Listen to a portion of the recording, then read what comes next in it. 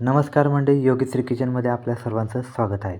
आज आपण बटाटा शेवग्याचं गावाकडचं झणझणीत असं कालवण बघणार आहोत, रस्सा बघणार आहोत.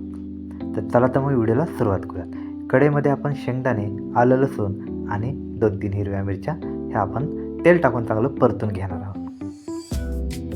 आणि थंड झाल्या ह्याच्यामध्ये कोथिंबीर टाकून ह्याचं बारीक वाटण करून घेणार आहोत.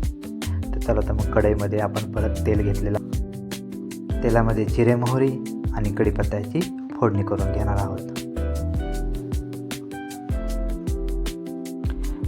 सोबतच बारीक चिरलेला कांदा हा आपण चांगला सोनेरी रंगावर येऊपर्यंत परतणार आहोत.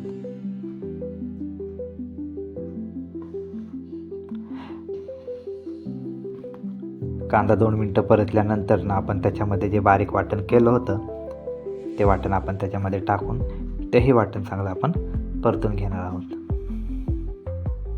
जास्ती साहित्य लागत नाही, कमी साहित्यात झटपट होणारी रेसिपी आहे. तर नक्की करून बघा. आवडल्यास लाईक, शेअर आणि सबस्क्राईब करा.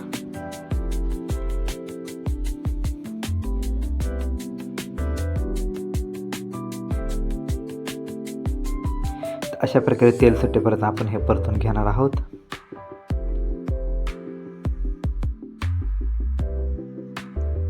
एक बारीक केलेला टोमॅटो आणि थोडंसं मीठ टाकणार आहोत आपण त्याच्यामध्ये आणि हे आपण चांगलं तेल सुटेपर्यंत परतून घेणार आहोत.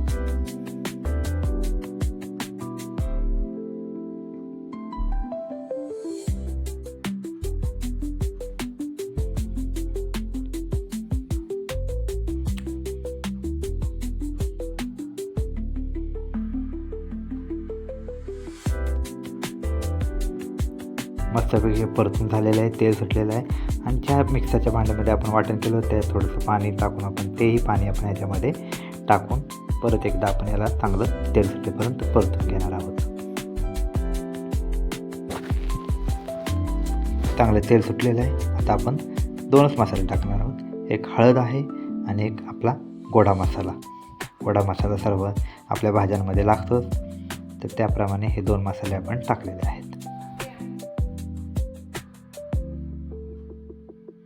हे टाकून आपण चांगलं परतून घेणार आहोत. मस्तपैकी तेल सुटल्यानंतर जो बटाटा आहे आणि शेवगा हे आपण पाण्यात ठेवलं होतं तेही टाकून आपण त्याला परतणार आहोत. बटाट्याची सालं काढलेली नाही आहेत. बटाट्याची चव मस्त त्या रश्श्यामध्ये उतरते आणि शेवग्याचीही. ह्याला 2 मिनिटं परतणार आहोत आपण.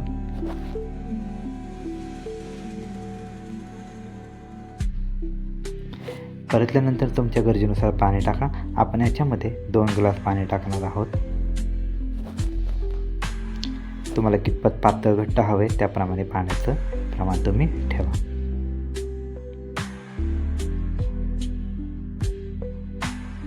थोडंसं मिक्स केल्यानंतर आपण त्याच्यामध्ये एकदा मीठ किती प्रमाणात आहे ते चेक करून तुम्हाला जेवढं हवं आहे तेवढं मीठ तुम्ही टाकून घ्या. याच्यामध्ये मीठ कमी आहे.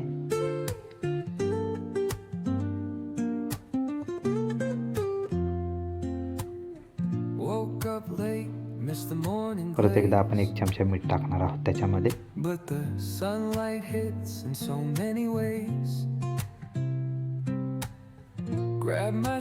मिक्स करून घेऊयात आणि थोडा वेळ उकळी येऊ द्या आपण त्याला. आपण त्याच्यामध्ये कढीपत्त्याच्या काड्याही टाकल्या होत्या, त्याचाही स्वाद चांगला उतरतो. तर त्या काड्या आता मी काढून घेत आहे. नंतर आपल्या दाताखाली किंवा भाजीमध्ये वाढताना यायला नको.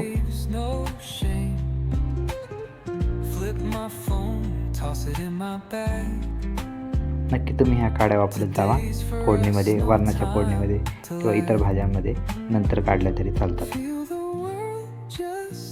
मस्त उकळी आलेल्या आपल्या कालवणाला. उकळी आल्यानंतर आपण ह्याला झाकण ठेवून थोडा वेळ शिजू देऊया.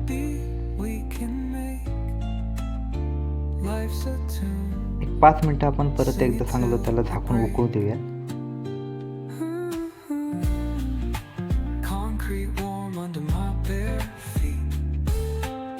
झाकण काढून आपण बघू शकतो पाणीही आटलेलं आहे आणि भाजी बऱ्यापैकी शिजलेलं आहे. तर बटाटा आणि शेवगा अशा प्रकारे तयार झालेला आहे. इकडे तव्यावर आपण मस्तपैकी बाजरीची भाकर, गरम गरम बाजरीची भाकर आपण करून घेत आहे.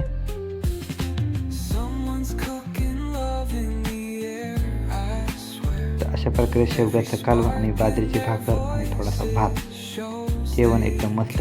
एक भाकर काय 2 भाकरी खातात अशा प्रकारे.